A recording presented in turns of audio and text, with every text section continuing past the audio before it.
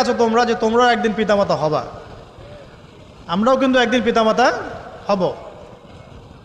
যারা বিয়ে শাদী করেছে, সন্তান সন্ততি হয়েছে, তারা জানে এই যে প্রসব বেদনার একটা সেকেন্ড, 1 সেকেন্ড বা 1 মিনিট প্রসব যে বেদনা মায়ের হয়, এর ঋণ আমরা সারা জীবনে শোধ করতে পারবো না।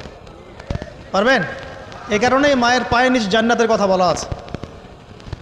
মাদের সম্মান আল্লাহর কাছে অনেক বেশি, মেয়েদের সম্মান অনেক বেশি। এই নারীবাদী ফ্যামিলিস্টরা যা বুঝিয়েছে, ইসলাম এমন নয়। তো ইসলাম এমন নয়, ইসলামে মেয়ের মর্যাদা সবচেয়ে উপরে। সেই মেয়েদেরকে আমরা এখন কি করেছি, কাপড় চোপড় সব কমিয়ে কমিয়ে বেপর্দা করে রাস্তায় নামিয়ে দিয়েছে। যদি একটা মানুষ নিজের সম্মান না বোঝে, তাকে সম্মান কেউ দিতে পারে? নিজেকে চিনতে শিখুন। আমাদের সম্মান আল্লাহর কাছে অনেক বেশি। এটা বলছিলাম প্রিয় ভাইয়েরা, মায়ের পায়ের নিচে আল্লাহ পাক সন্তানের বেহেশতের কথা বলেছে। মা বোনদেরকে 4টা কাজ করতে